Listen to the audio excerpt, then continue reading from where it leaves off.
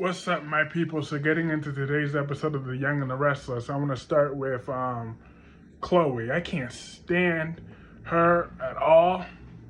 Who the hell does she think she is? God help me. For the first time in forever, I'm on Summer's side. This is the first time, and this is likely the only time that's ever going to happen. Um, but at the end of the day, Summer is the boss. Even though Summer is maybe acting a little erratic, Chloe was pretty much trying to challenge her.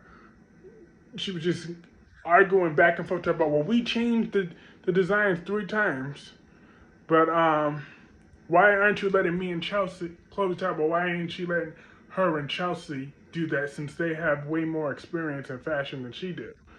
Um, Summer's like, look, my kitty has a certain standard. We have to stay at a certain standard. Competition is very stiff at this time of year. So we need to step it up. Because it turns out the sales numbers is down. So Summer as the boss is saying, okay, what they're doing wasn't working. Chloe's like, no, you need to trust me. Why don't you trust me? Because you're is this just because Kyle's not around and you are questioning yourself and us because of Kyle? She's like, no, it's because the numbers are down.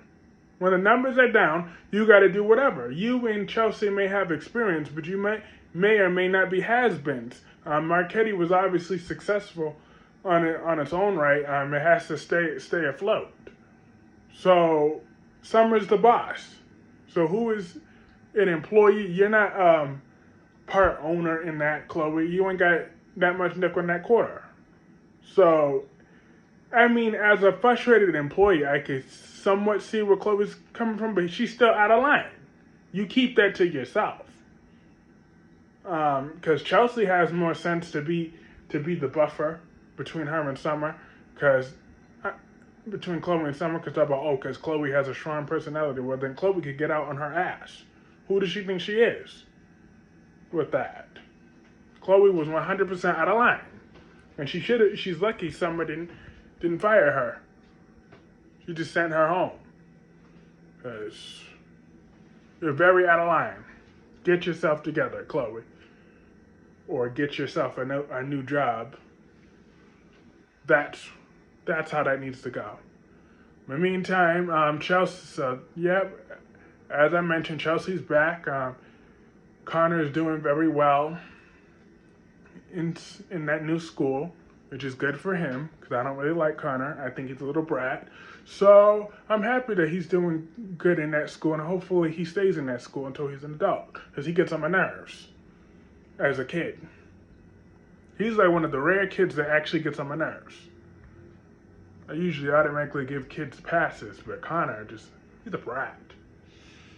I mean, so was the rest of the Newman clan, but Connor gets on my nerves. He just do. But I'm glad he's doing well. And Chelsea and Billy done got their freak on. That was a cool scene. I did upload it as a short, but that wasn't hot like Adam and Sally. That was just like, okay. I'm like, that's supposed to be passion right here, Chelsea and Billy? I wasn't feeling it in that love scene. Not really, to be honest. But hey, I got a channel to promote, so I did put it. I put it out there. If y'all enjoyed it, let me know.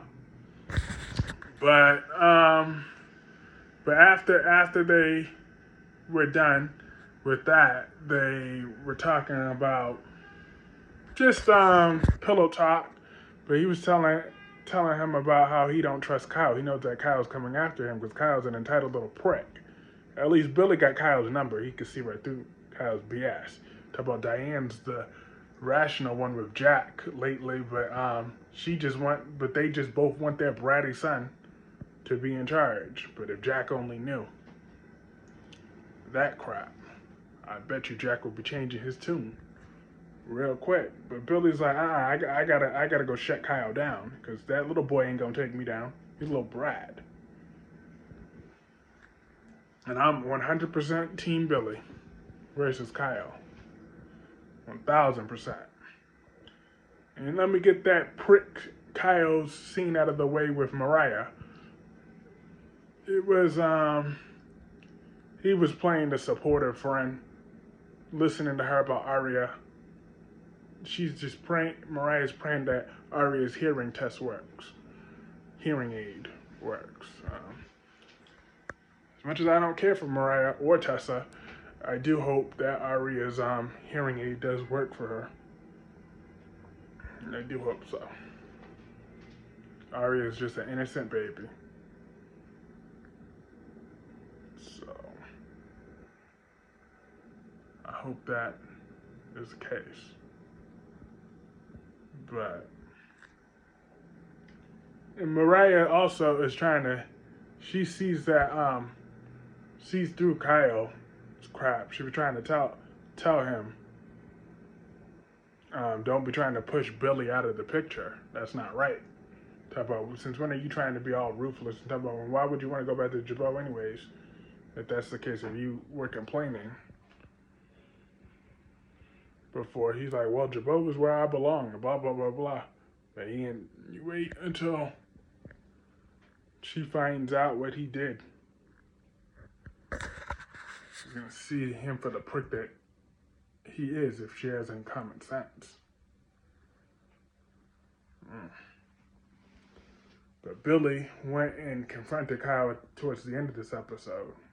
He was like, yo, let's settle this once and for all. But I can't, like I said, I'm looking forward to Kyle's downfall. Now, Adam and Sally, they basking in their afterglow. They were up until, it turns out they were up all night getting their freak on. And I'm like, all right now that was some real passion. Okay? Yes.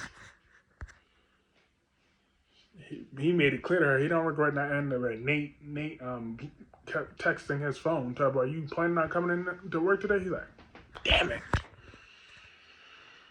But he went in, and when Sally woke up, Adam made it clear he ain't got no regrets, but he knows that this is still complicated for her, so he'll let her figure that stuff out. But while she's doing her work, she's still thinking about her time with him last night. I'm like, ooh, he hit that right spot. I'm like, okay, all right, Sally, all right, Adam. Shoot, that was since December before Adam had last gotten laid. Until that night, so my boy feeling all right today. He went downstairs, and arrogant Nick gonna talk about, oh, I see you coming out of Sally's room. What, did you beg her to give you another chance? You just never gonna give up, are you? Adam just brushed that off, and then the topic came about Victor, and which Tori was like, shut up, Adam. We will handle all concerns related to Dad, because he doesn't trust you. None of us do. He's like, Adam's like, I don't care what you two have to say. I'm Victor's child too. Nick's like, well, we know that, but it's a delicate situation, Adam. And then Adam's like, I don't care. I'm not taking a step back. Victor is my father too. I met with a specialist, and I'm going to try to get him to meet with him. I'm like, okay, I'm glad. He's not letting that witch half-sister and half-brother push him around when it comes to Victor, even though Victor's full of crap. We all know that. Victor was up with Nate, talking about, I raised my children to be so ruthless, and Adam has resented me for not raising him. So, of course, they just want to take everything from me. They want to take me down, because Victoria's mad that I took the company away from her, and I don't trust either Victoria or Adam. I'm losing my mind. He was laying it on thick. I'm like, wow. Victor is a mess. One manipulative old bastard. But I'm not mad at him, though, this time. And like you said, and he still played with that act up when, even though Nick and Victoria was in his face, because he snitched to that witch. But he ain't budging. He ain't denying nothing. He just said, I don't know what you're talking about. Kept on moving. I already told you how that scene played out with Nate today. But now that was pretty much everything in this episode. I thought this was a good episode today. Let me know what you thought about this episode in the comment section below, and I will see you all later. Peace.